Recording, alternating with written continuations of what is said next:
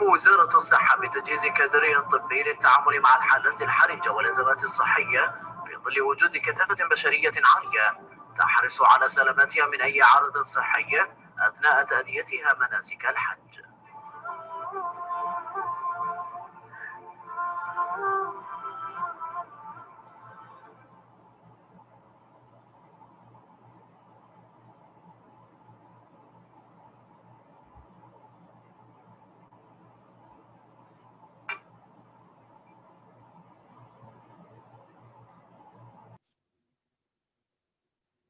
Good morning, Professor Kayomi.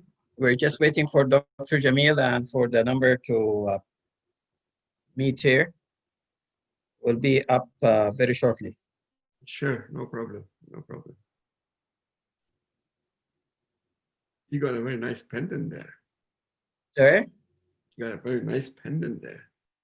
Yeah, this is the one from the university. I'm very proud of. Oh, that's beautiful.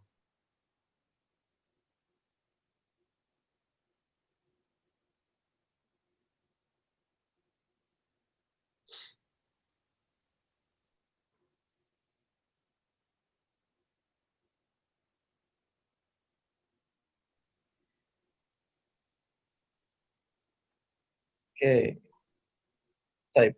We have also Dr. Jamil Abul Ainain. So I will kick off starting this webinar. I will like to welcome all of you for our webinar, I think number 10 or for this week, the Saudi Society of Simulation Healthcare, the Clinical Skill and Simulation Center are honored to have the participation during this week of our distinguished speaker, Professor Kayomi. I also have on board Dr. Jamil Abul Ainain, who will be doing most of the moderation.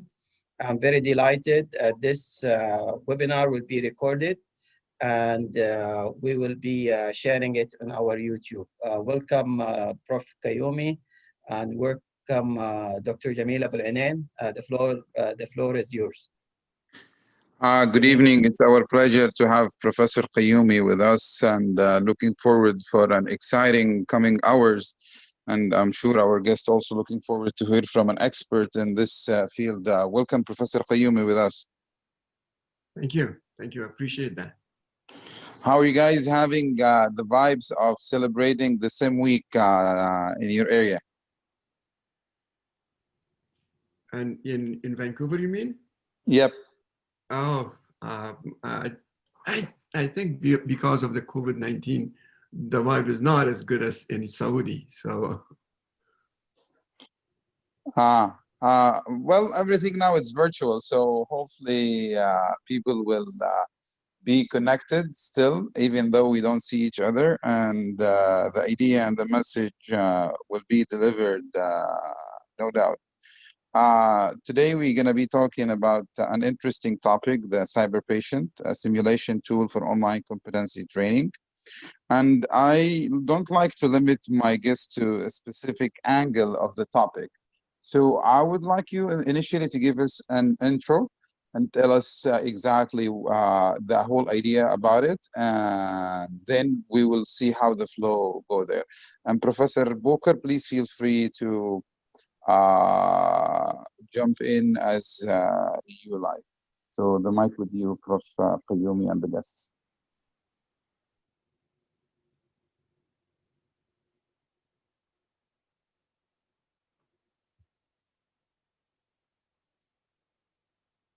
Professor Kayomi, it's your. Me? Sure.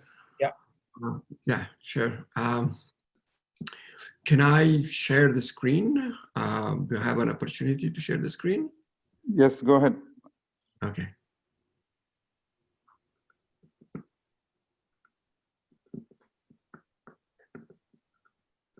I guess I don't have the permission to do that. If somebody can give me, oh yeah, now I do. Okay, great.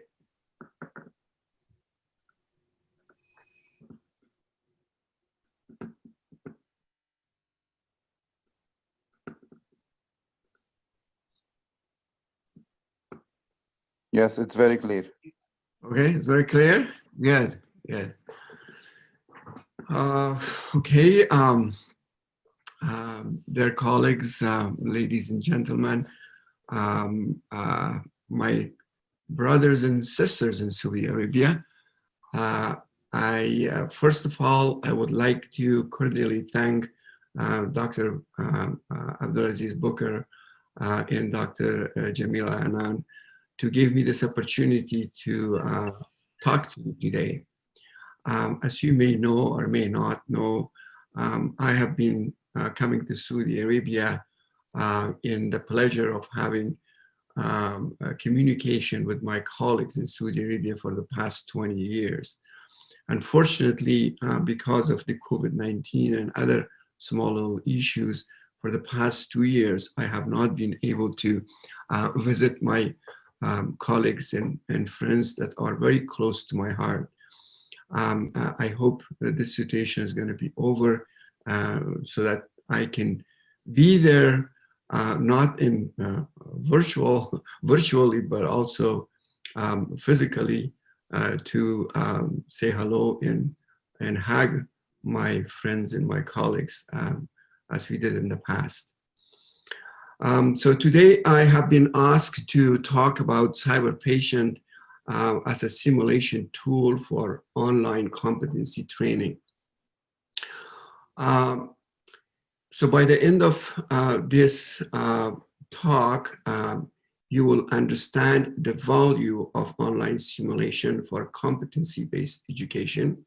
You will be familiar with evidence related to the efficacy and cost effectiveness of CyberPatient as a virtual simulation.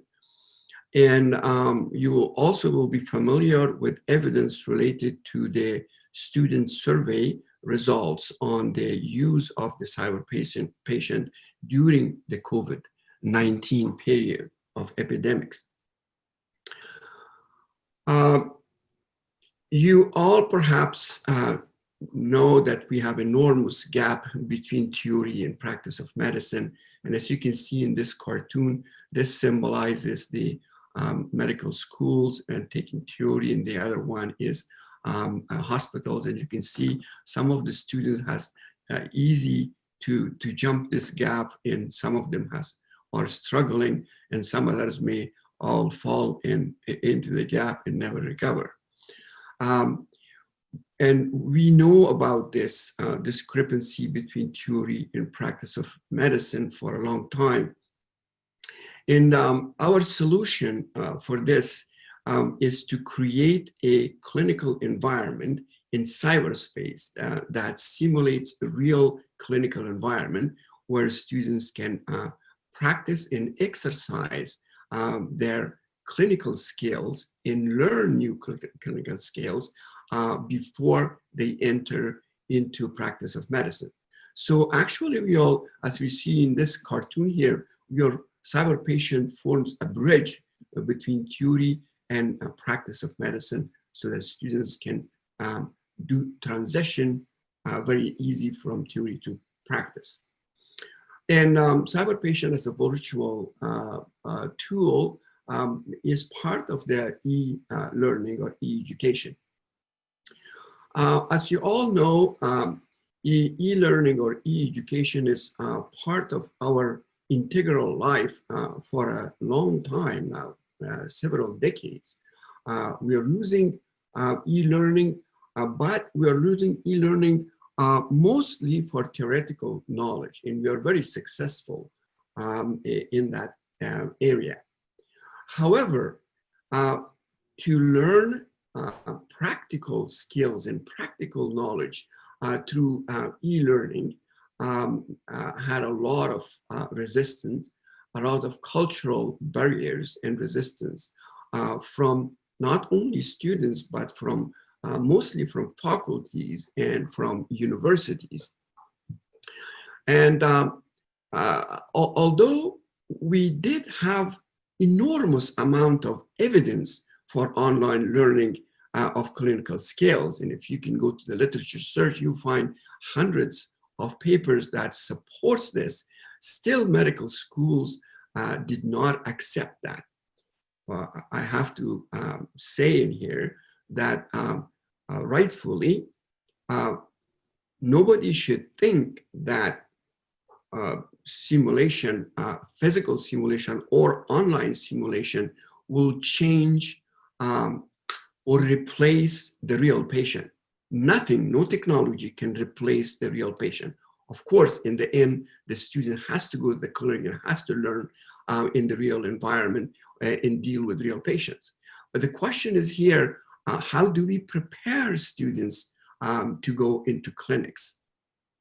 And the evidences are mostly about that. But still, there was a lot of cultural resistance. As you all know, it's extremely difficult to change the culture in a university, in an educational environment, because all academics, they think that they're walking on the water, so that they know how to do things, and they don't want to deal with something new that they're not very comfortable. They like to use their environment, you know, in the way they learned medicine before, and that's the way they want to teach. So there are other issues with respect to cultural resistance that is not part of this lecture today. We may talk about it some other days. However, the COVID-19 made a huge difference. Because during COVID-19, in the imposed social distances, provided a very difficult time for students to go to the hospitals and deal with patients. Actually, it created more problems for universities and for faculty. Therefore, although we, therefore, a mandatory cultural shift occurred due to COVID-19 in the medical education, particularly when it pertains to practical skills acquisition. So CyberPatient as a tool we introduced and launched in October 2019, before COVID-19.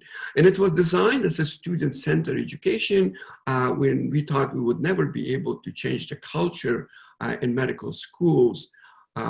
So we thought we could at least educate students to use this tool.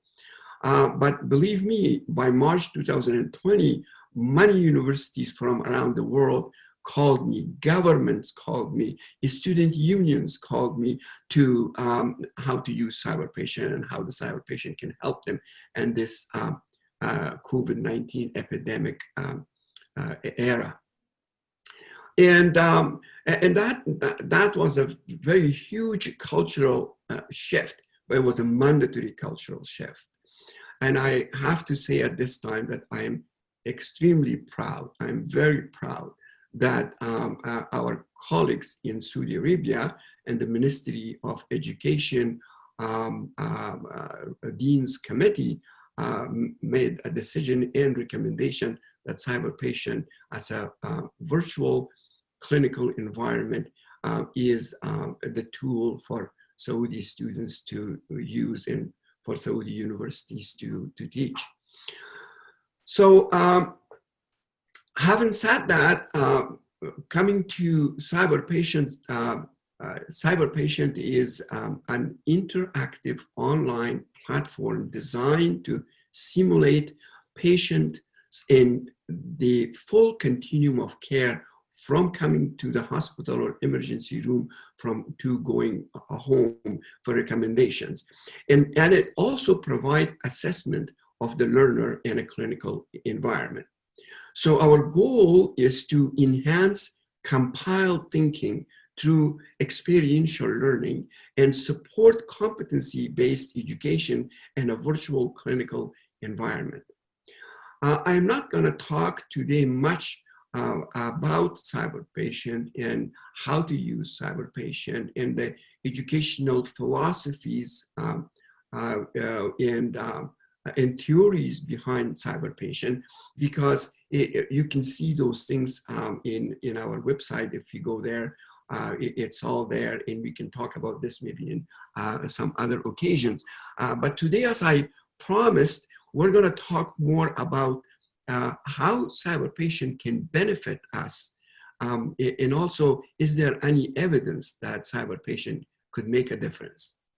These are the two issues that we are going to talk about today. About the benefit, I can say that CyberPatient has several types of benefits. First of all, it's an online web-based tool.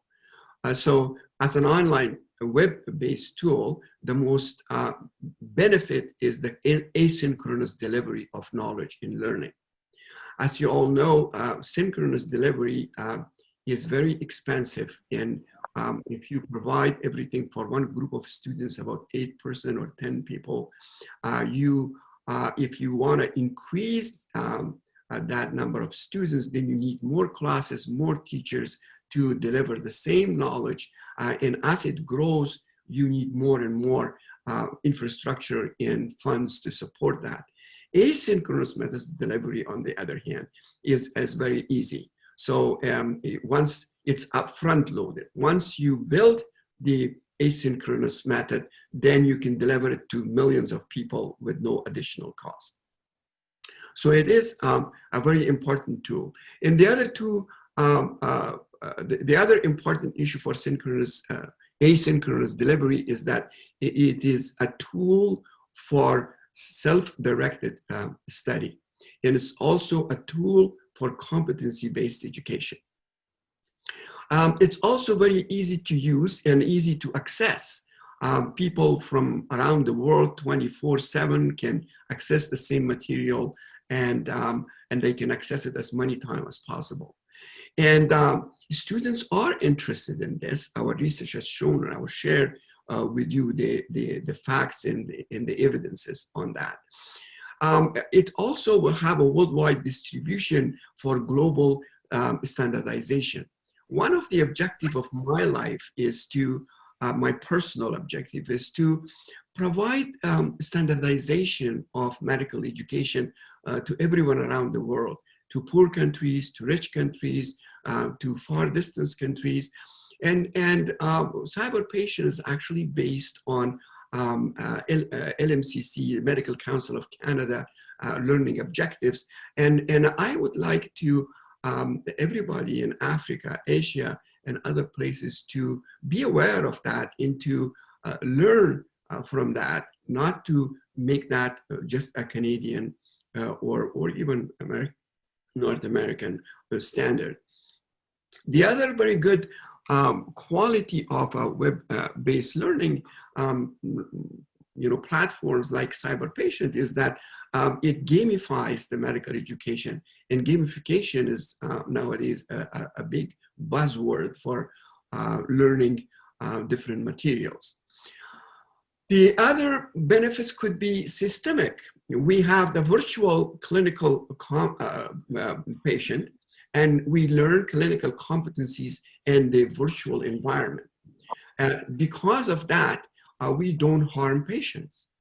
So it improves patient safety, or and actually cost associated with patient safety and medical errors, which is billions of dollars a year.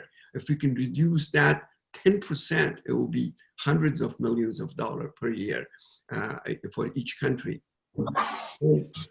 Also, we talked about, we're going to talk about the cost effectiveness for health education system a little bit later, but I can tell you here one thing, that we have residents and we take their hands slowly, and it takes 3 years at least for us to bring them to a point of independent work, to trust them that they can do independent work. With online simulation and physical simulation as a whole, we could reduce actually this time of education, which would be economically beneficial for the government and universities. The most important other system benefit is that CyberPatient simulates the real world experiences, real cases. So, and what the benefit of that is that, as I said, digital cases, digital consequences, that we say. So no matter how many mistakes you make, you learn from your mistakes, and you can reboot the computer and you can move forward. So you don't have any ethical or legal problems with this.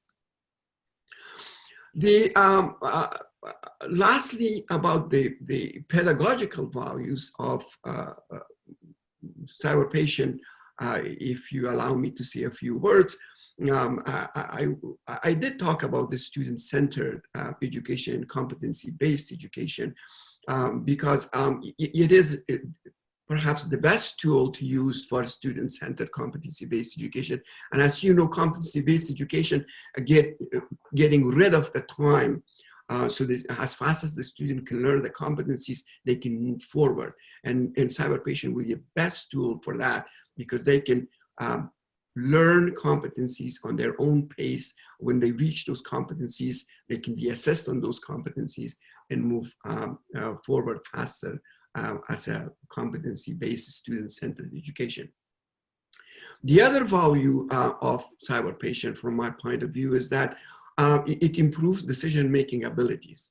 That is something that has not been done before. In physical simulation also is an outstanding tool for that. But you don't actually do continuum of care in a physical simulation environment. You can do a specific point of care or a specific, learn specific techniques and specific procedures, but CyberPatient can give you the continuum of care in a real clinical, a virtual clinical environment that looks like a real clinical environment. It also improves experiential learning. So the more you do, the more you learn, the more you, redo the cases, the more you become familiar with clinical environment, with the pathology, with decisions made, wrong decisions made, good decisions made. So in that would improve your compiled thinking. That's based on recall, recognition, memory. So experiential learning would improve recall, recognition, memory. That would improve your compiled thinking. And compiled thinking is the main factor for clinical decision making for a physician. And also it provides a solid environment in base for transfer of learning, not transfer of knowledge, but transfer of learning, which means how your prior experience affects your present experience.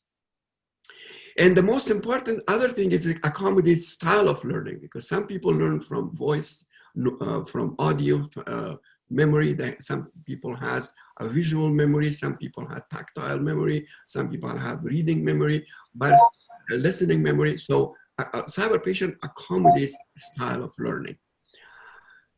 So at this point, allow me to give you some of the evidences related to the efficacy and cost effectiveness of CyberPatient in some randomized controlled studies that we have done around the world. With CyberPatient 1.0, which was done in year 2000, and by year 2004, we conducted an experiment in 2 universities in Japan, the Kochi and Jichi universities. And on the comparison of computer-assisted instruction, because there were no platform at that time, versus a traditional textbook method for training in abdominal physical examination. So in this study, we had about 90 students, about 40 from Jichi and about 45 students from Kochi University. And we divided all these students into 4 groups. Group 1 was using the textbook, Group 2 was using CyberPatient, Group 3 was using CyberPatient and the textbook, and Group 4 was a sham control. So all the students So these are the professors who participated in this study in Japan. Outstanding individuals. So all students went through a multiple choice examination for theory, and also they went through a OSCE examination. As you can see, there is a professor standing here and with a checklist of measuring the standard of the knowledge of the students for physical examination of the abdomen. And then the same knowledge with MCQ and OSCE examination was done after the 4 hours of instruction. So the groups, it was interesting to watch that the groups we gave them the CyberPatient as a computer-assisted learning.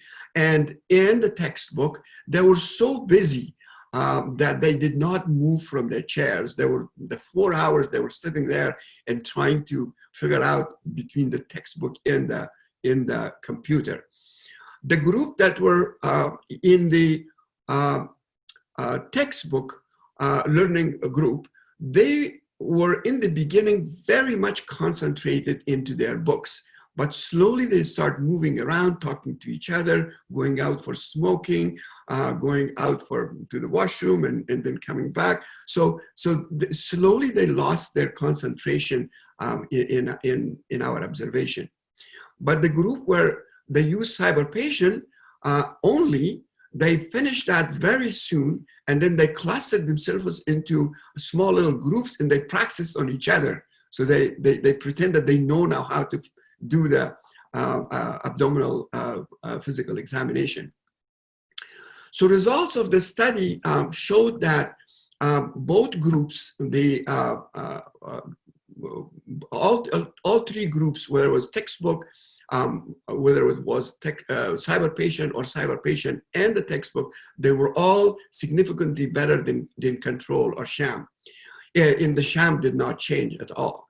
But also, there was a significant difference in multiple choice examinations, which is based a theory-based examination with OSCEs between the textbook and the CyberPatient. So CyberPatient students were significantly better in performing OSCEs and in physical examination of the abdomen, and also in theory of that. But I did not stop into that, so I asked the deans of those medical schools to give me the overall performance, overall achievement of these students during the that academic year.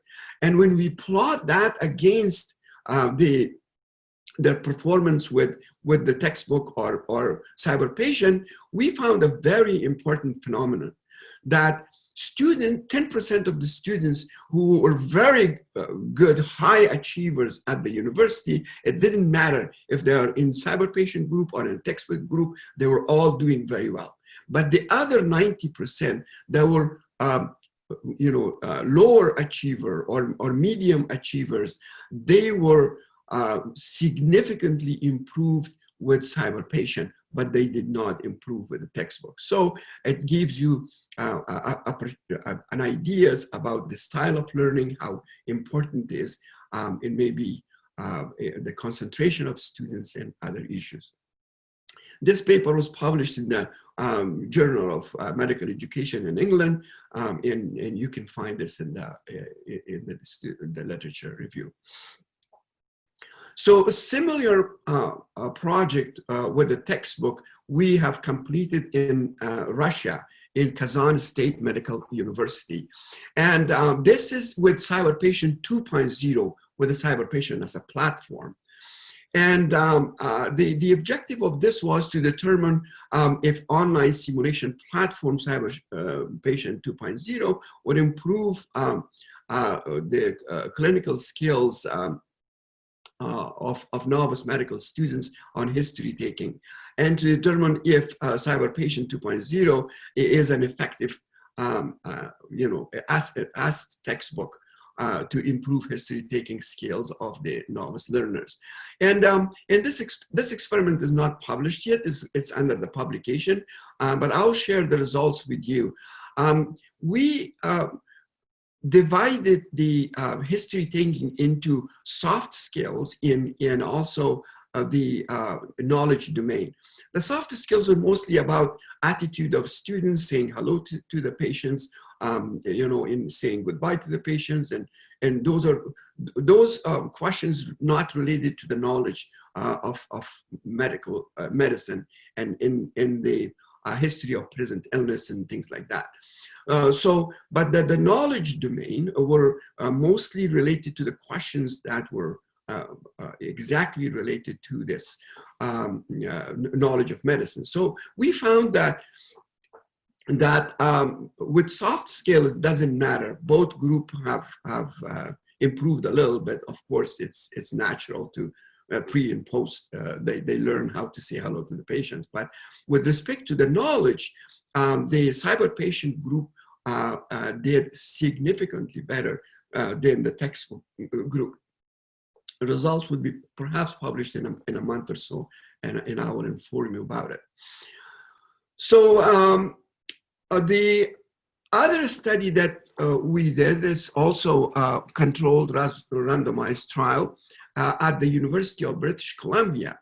And the objective of this study was to determine if CyberPatient 2.0 is as effective as the standardized patient and history-taking skills of novice learners, and to determine if CyberPatient is more cost-effective, the standardized patient, to improve history-taking abilities of novice learners. So our aim was to see if CyberPatient is as effective as a standardized patient.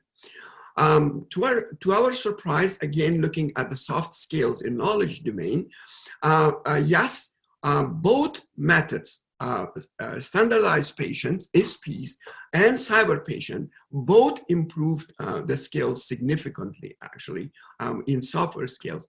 But also, they both significantly increased the knowledge of students on history taking. However, although the difference between these two were not significant, but the degree of significance between pre and post was very different, as you can see in this table. It was for SPs, it was 0.06, and for CyberPatient, it was 0.001. So what, in our opinion, because the number of students was only 24 in here, if we had the number of students to maybe 50 or more, we could have different results, but we cannot speculate on that. But we can stress the fact that, yes, it is as useful as standardized patients for sure. Now, when it comes to the cost effectiveness, we calculated cost effectiveness as an estimate of cost in estimates of size of effect. And the cost was calculated on the basis of UBC direct cost for SPs, which is about $672. And it includes the payment for the SPs and payment for the training of SPs, payment for the faculty training SPs, the faculty present, payment of students, and so on and so forth. And also it includes the overheads at UBC, which is 25%. So we calculated as a whole, it's got about $840 for a group of 10 students. And it's looking about, estimates about $84 per students. And it correlates with the with other studies that have done on this area, what the calculations on this area about 10 years ago, it was about 64 if you took the other financial and economical factors. So 84 is very close to that. And also at UBC, we pay everybody too much. So I understand that. But this is what at UBC the expenses are.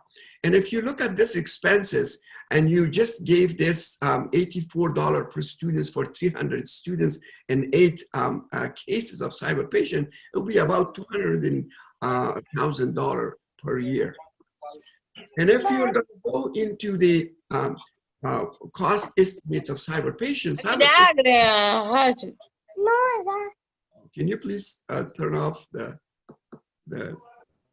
microphone, somebody out there? Sure. Yeah. So the cost estimate for CyberPatient would be about $60,000 per year for 300 students in 8 cases of that.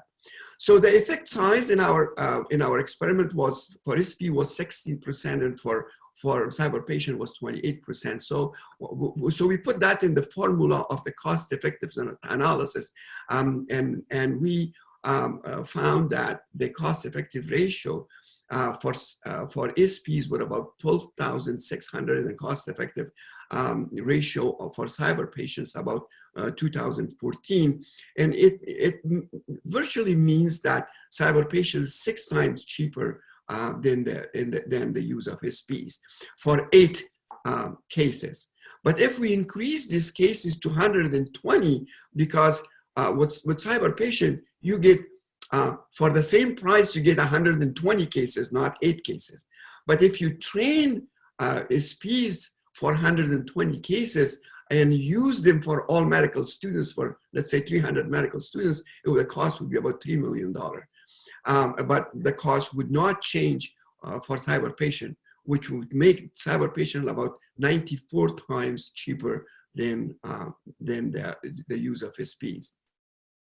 I'm not saying that SPs should not be used. Of course, SPs are very good to use. But what I'm saying is that it is perhaps makes a lot of sense to use CyberPatient many times on students before they go and see an SP even. So the SP should be an endpoint of education for them before going to clinics. Professor Fayumi, I really was hoping to move the questions to the end, but seeing the slide you just showed me, I have to ask a question. So you just showed a very impressive ratio. You said like 94 times cheaper. And in the current world of capitalism, and everyone was trying to reduce a lot of the cost, showing such number, and still many of the leaders of education didn't move towards CyberPatient. Just kind of, it gives me a hard time to understand and digest and process this fact. And I'm sure it's confusing for some people. I showed you how effective, even if I'm not right, and it's the half, it's still a very significant number of saving. And still, yet many resistance to adopt such things. So I couldn't just let this go without getting your thoughts about that. Yeah, no, I totally agree with you. Of course, this is an assumption that you would train 120 SPs. You know, like nobody in any university would train 120 SPs. You know, so it's not. But if you compare this to CyberPatient, you have 120 online SPs. You know, that's not just for a particular issue. You can have it for history taking, you can have it for physical examination only, you can have it for diagnosis, treatment, management, and all that. So we have 4 different levels of CyberPatient that different level of students can use. We have a level 1, which is the sharp with students, where students can sharpen their history taking abilities, in physical examination abilities, and level 2 and level 3, they will go through the whole continuum of care, but they are not punished for it. It's based on 3 mistakes rule. So the student can make 3 mistakes, but the system will allow them to go ahead. But the intelligent tutoring system in the background is calculating those mistakes. And when they go further, when they finish the case, then they will find where their problems are and what the right thing to say, what the right questions to ask, what were the right drugs to give, what the right management decision to make, okay?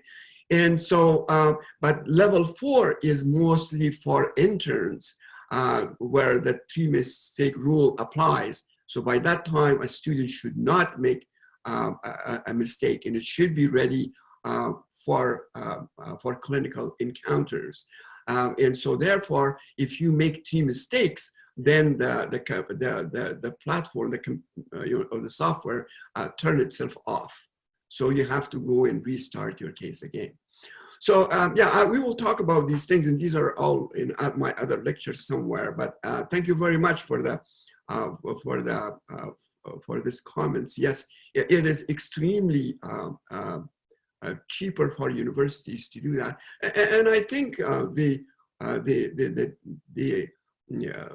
Committee of Deans in Saudi Arabia, perhaps they analyzed this, they read all these things to give that kind of recommendation. They are well aware of the capabilities of the platform.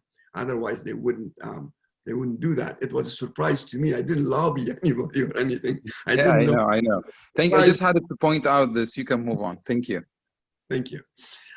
So if you look at the cost value proposition, we look at the value, we ask these questions like the efficacy for CyberPatient and SPs from students and faculty about the efficacy, availability, accessibility, quality, reliability, validity, and cost, and other feedback, and other things. So students score this from 1 to 4, and we came up with a general score of value, which is 32 for SPs, and for CyberPatient was 42, so about 10 different points. So what it is when we plot that, so it would make the SPs a very high cost and very good value, but it would make very high, CyberPatient a very low cost and very high value. That's what the cost value proposition means to my mind. So I will talk to you now a little bit about the evidence related to the student survey results on the use of CyberPatient during COVID-19 at Kazan State Medical University in Russia. I have to warn you about something here. This is the first time you're the first people to hear this, and I'm the first time presenting this. So some of the graphics are not the highest quality I wanted, but it's just fresh off the press. So we're all still working on it. So we're all about exclusive material. So that's an honor. Thank you. Just to remind you, Professor Kayomi, we have audience from Russia with us here. So. Oh, wonderful. Oh, wonderful. Thank you. Thank you. Yeah, so we have the Kazan State Medical University is one of our partners, and we do a lot. We do a lot of work with them. At Kazan State Medical University during the last semester, fall semester, they used CyberPatient for the entire medical school, but particularly for year 1, 2, 3, and 4. But for some specific courses, they made it mandatory. Like they had to go through 8 cases of CyberPatient. They have no choice. And for others, they left it for their discretion if they want to participate as volunteers. It was very interesting for me to see whether it makes a difference or not. So we had in this experiment, in this survey, not experiment, we had like about 125 students, and 59 of them were in mandatory groups, and 66 was in voluntary groups. And we had 2 main objectives here. The first part, specific aims and objective, was to see if a CyberPatient is used more as a free access resource provided for students, or if it is mandatory for the students. And the second was to see if the CyberPatient would increase the workload of other heavy-duty coursework that students has, because a lot of people have this this feeling that, oh, our students are overloaded anyway. Now bringing another thing to them, it's another work for them. They may be overloaded. So we thought we have to see the evidence whether it is true or not. But the second part of our study was only for the 59 students who were mandatory group. And for this group, we were looking at the usability of CyberPatient, at the value of CyberPatient, and also at efficacy and benefit and impact of CyberPatient during this period of COVID-19 when it was used by students. Of course, this is not it's a survey, it's not a randomized controlled study. So it's mostly, whether it is usability, value, or impact, or efficacy, it's the opinion of students about themselves. It's not scientifically designed. So one of the problems, as I told you, with this is that I didn't have time to clean up this. So there's a lot of data here, so don't pay attention to the whole thing.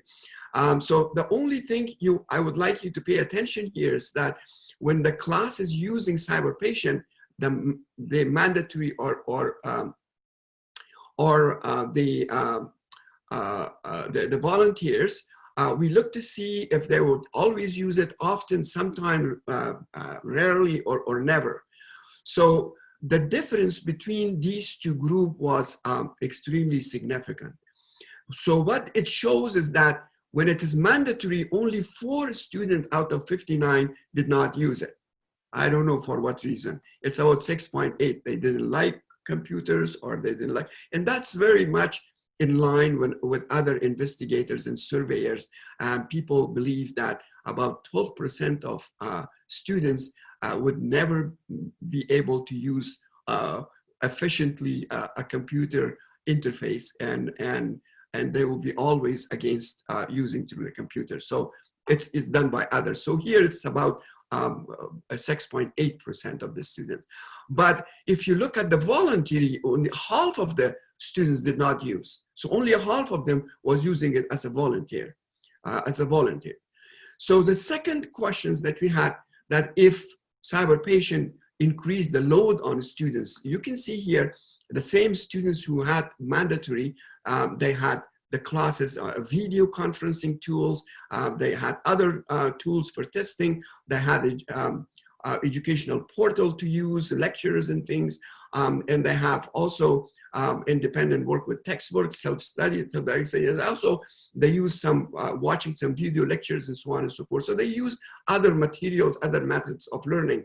And as you can see in here, there was no significant difference between the two groups on using other methods. So this means that the addition of CyberPatient into these other methods of delivery did not actually change the workload of the students. So if we also asked the degree of difficulty of students, that was scaled from 1 to 5, 1 being not confident and 5 being highly confident. And as you can see in here, only that 3.4% that we saw before were the one that said that we don't like CyberPatient, we don't like computer, we don't want to use it.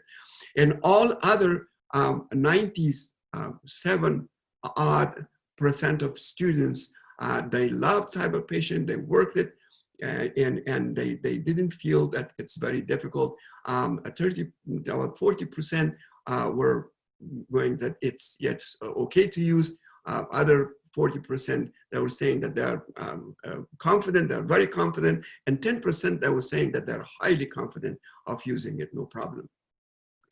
Also, we saw that we have also tutorials on the internet, and we also asked Kazan State Medical University professors to give seminars in lectures on CyberPatient, how to use CyberPatient. As you can see, most people use the tutorials, and they had very good results. As you can see, vast majority of students love to work with them, which means that CyberPatient is very intuitive.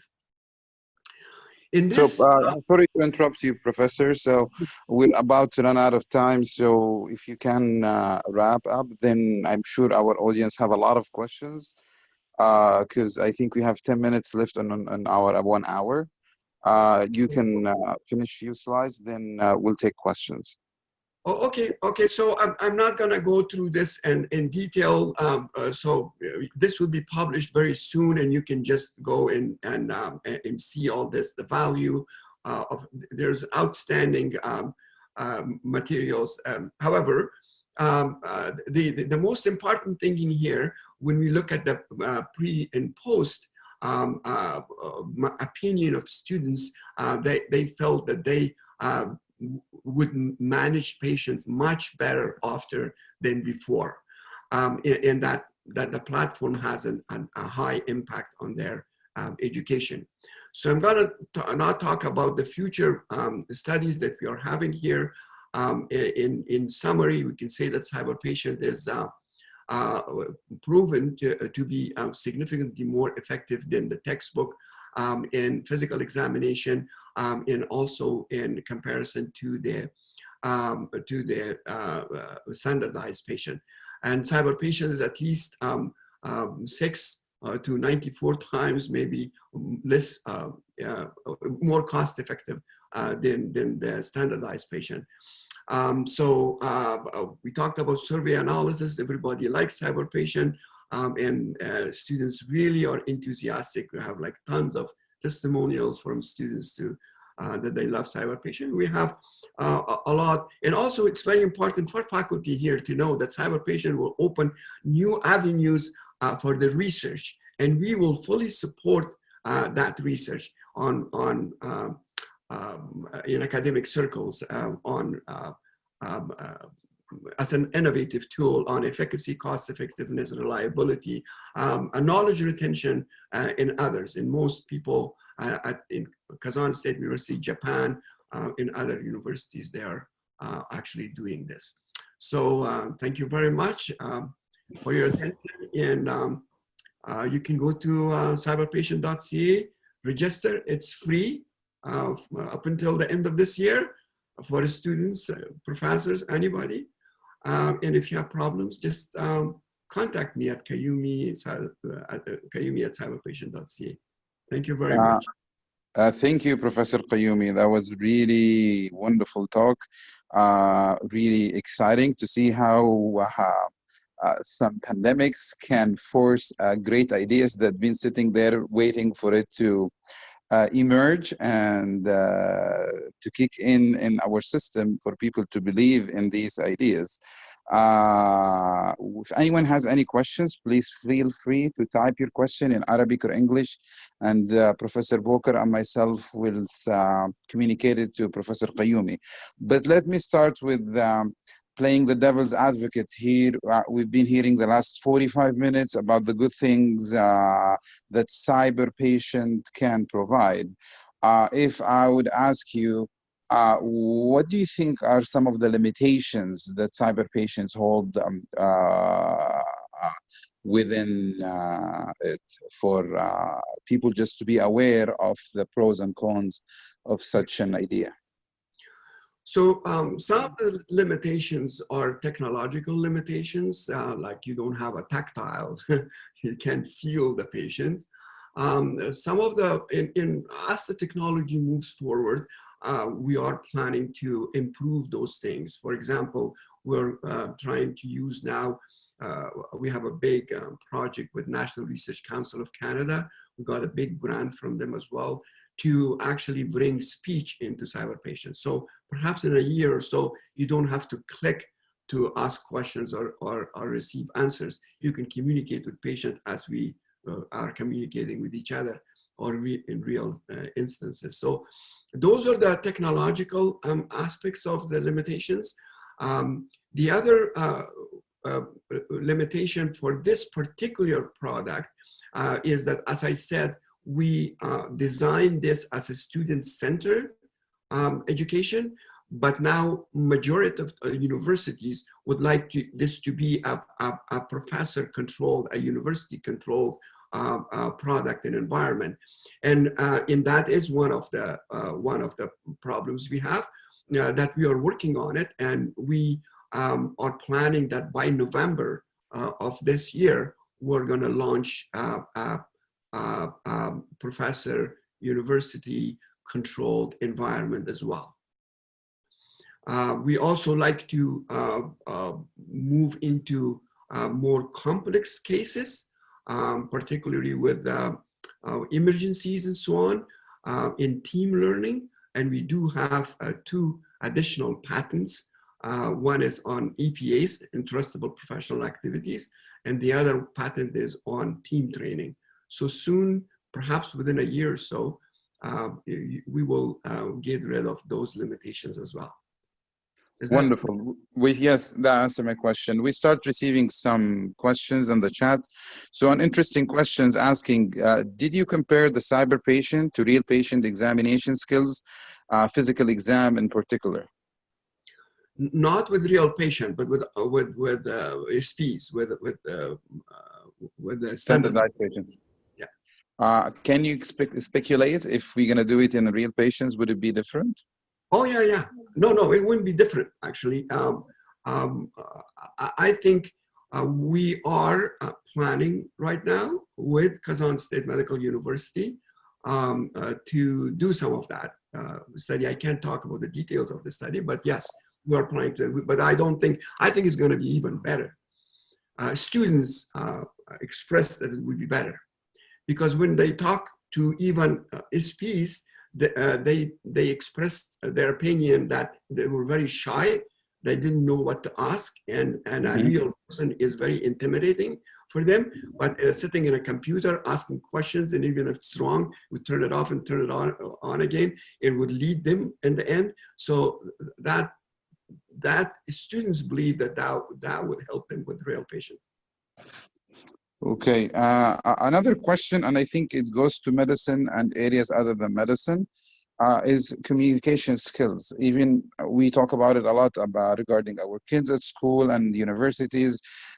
Communication is an art, and to move most of education to the virtual world and the computer-based, people have concerns that those people who don't get the normal or the regular classic education, they will be always lacking in good communication skills, and they will suffer, and they won't be able to understand body languages and interacting in the right way with people. So this questions comes up a lot at all levels: elementary, intermediate, high school, college, and I think postgrad as well. Yes, I think it's a very valid assumption, and I believe that people should think what tool is good for what. You cannot have one tool good for everything, and as I mentioned in my lecture, a cyber patient, a virtual patient, even a physical simulator would never, ever, from as long as we are alive, would change, would replace a patient encounter. So patient encounter has its own, I think, beauties and specific things to learn from. In communication is one of those things. However, so right now we are in the process of having a student who doesn't have the skills and the communication skills and the real skills of collecting a history from a patient or doing a physical examination of the patient. So let's help the students to at least gain the skills so that he can go, we can talk to a patient, he's going to be more prepared. It's one thing. Second, I will have to tell you that we have now completed a new product that is called called competency-based education tool, and that is for EPAs, Entrustable Professional Activities. It's based on the AAMC and CFMC rules and regulations for EPAs. So in that, you have a full communication, but not only with the patient, but also with the family of the patient, with the team, with the social worker. You present things in rounds, so you have the whole 360 coverage of the communication skills as well as the physical skills. Professor Having said that, Kayomi, it will never be the same as with patients, but it will prepare the students for the patients much better. Professor Kayomi, Dr. Jamil, you know, it's very interesting that we have over 100 people joining us from all over Kingdom, the region, Russia, and we have a few minutes. We'll just extend 3 or 4 minutes. Just I want quick answer to the questions. All this presentation will be available in our channel and will be shared with all of you. So if they have more questions and they have the contact. One of the question, I'm interested to do this app contain procedure skills and videos or not? That's one of the questions from Efat Imran. Procedural skills? Yeah, is there any videos like the there's Geeks Medics? They have videos. No. This is not. We don't have videos. We have animations. Yeah, so animations for the procedures. For the procedures. As educational. From surgical procedures to any other procedures are all, to. So you do have that. Yeah. Another question from Dr. Taher Halawa. Any study measured clinical reasoning improvement in medical students from CyberPatient? Any studies for clinical reasoning? Yeah, improved clinical reasoning. I mean, CyberPatient is a 6-month-old baby, So yes, we have a study right now going on decision-making at UBC, but we haven't published that yet. The data is still being collected. Okay. The last question before we conclude, this is very interesting, and like I would come back to this point after you answer this question. How will we be sure to teach our student the art of communication by using CyberPatient? This is from Dr. Marhabi. As I said, the next product that would be by the end of this year, it's called EPA, CyberPatient EPA, will give you all the opportunity to do all kind of communications, from patient handover to talking to the patient, to the family of the patient, and to the team, would be incorporated in that. Okay. I would like to take this opportunity again to thank you, Professor Kayomi, for joining us in the Simulation Week in Saudi Arabia. And as you said before, we would like to see you again in person. I would like to thank everybody who joined us, my co-host and moderator, Dr. Jamil Abul Ainain. Also, I would like to thank the hard-working team from the Clinical Skill and Simulation Center, who is behind the scene, putting all these things together for people. And Professor Kayomi, he's waking up early in the morning in Canada, and I know some people are late in Russia. So thanks all for joining. And as mentioned, this is a great opportunity. It's an opportunity to advance simulation, opportunity for research and for improvement.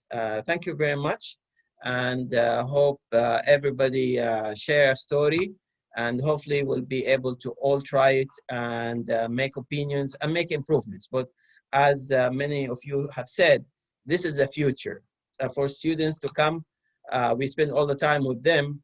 I think this is part of the past. Automated asynchronous teaching, integration of artificial intelligence, I think will be the future. And simulation, medical education, and the needs will meet together to have a successful output. Thank you very much. Thank you. You're welcome. It's been an honor. Yeah. Thank you again, all of you. Yeah. And also, I would like to say that please send me your questions that you have and it was not answered. Contact me. I'll be more than happy to be there for every one of you. And also CyberPatient is now translated in 72 languages. So the Russians can look at CyberPatient in Russian language. The next will be Arabic, inshallah. Arabic is also there. It's all, yeah, it can be, yeah, you can look at most of the nurses in Saudi Arabia, most people speak English. For nurses and other. الأرض بتتكلم عربي. Yeah. Can you use your avatar the CyberPatient? Yeah. Okay. So just make sure you have an avatar that fits me.